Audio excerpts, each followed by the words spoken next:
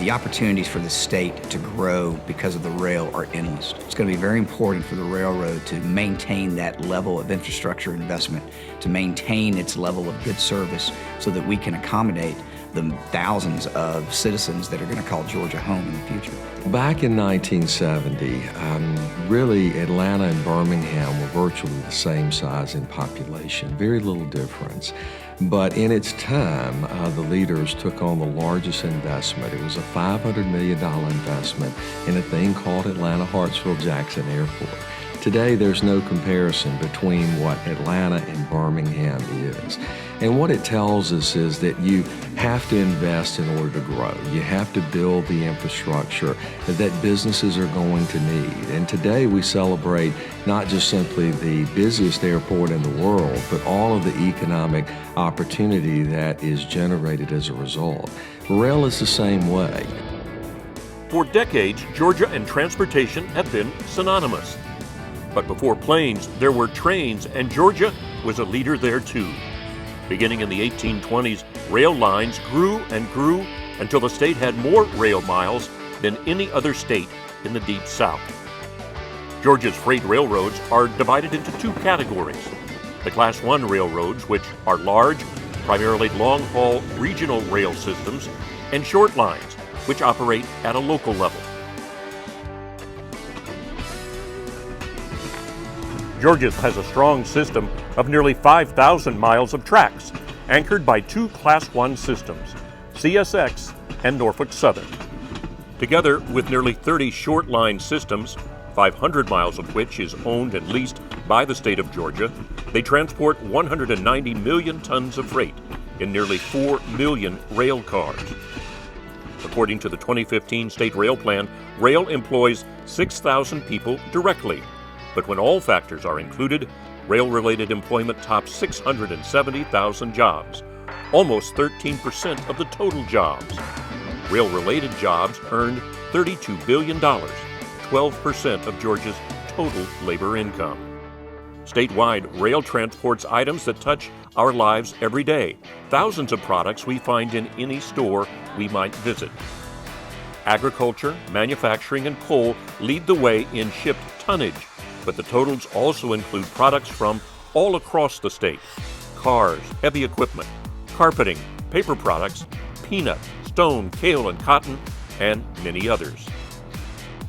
The Port of Savannah is one of the busiest on the East Coast, funneling approximately 30 million tons of cargo into Georgia's transport delivery system during 2014. When its $700 million expansion is complete, the port will be able to handle the largest ships sailing the seas. Bigger ships mean more cargo, more containers that need to be shipped.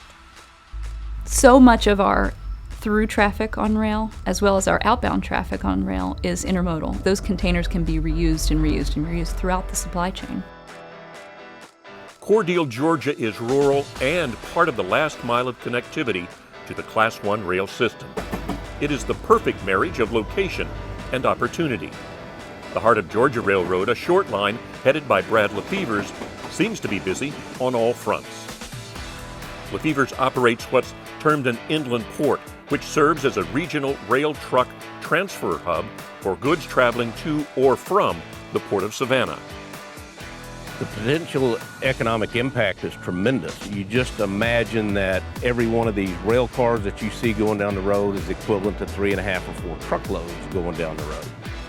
And one of Lefevers' clients is Stella Jones, a rail tie manufacturer. The reason we are here is because Cordele is kind of unique in the fact that it has 2 Class I railroads that actually intersect in Cordele. And then we have the Heart of Georgia Railroad that actually serves our industry and connects to both of those railroads. For many industries, short line availability can be a deal maker or deal breaker.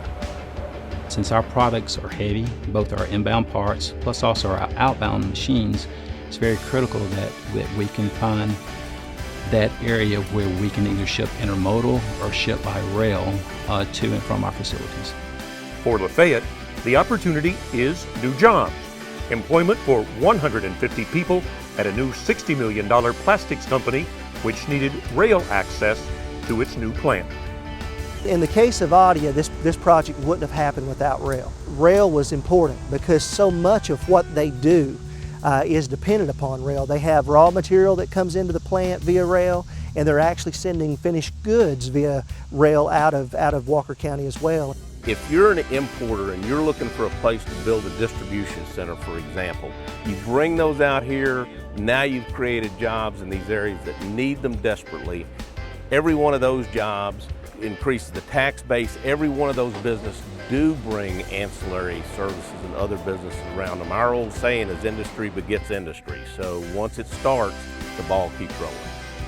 So you're going to have new stores that are going to pop up. You're going to have different restaurants, things like that are going to pop up to provide for the needs that facility is going to have. And again, it's just, there's a compounding factor, when you think about something like this coming to town. I think one of the critical things that could happen is for the state to work with our industry to improve the quality of the lines that we're currently leasing. That would allow them to handle more product, to carry the product at a higher rate of speed, and also just carry heavier load. A big selling point for rail over trucks is its efficiency, both environmental and financial. A locomotive can move 1 ton of freight 500 miles on 1 gallon of gas. That is a tremendous advantage for freight rail from an efficiency standpoint as well as from an environmental standpoint.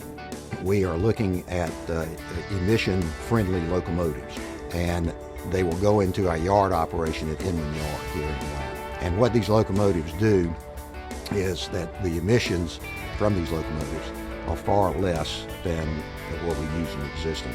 And soon, with more engines like these, will come the advantages of cleaner and less expensive transport service. That's a key ingredient in a way that the railroad industry is growing, because what that does is it takes trucks off the road, which is safer for all of the citizens of the state.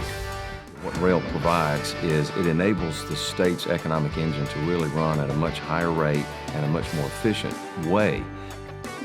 And if we don't think that economic development is a full contact sport, we're wrong. That's why the rail system and the railroads, particularly the Class 1s, they're huge in helping us recruit the kind of industry that we want, but also making sure that existing industry has the resources to expand and be successful.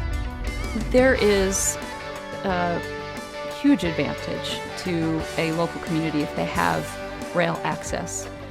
All really it has to do is be interchangeable with the Class 1s, and it creates an opening of an opportunity to a world, literally a world of markets.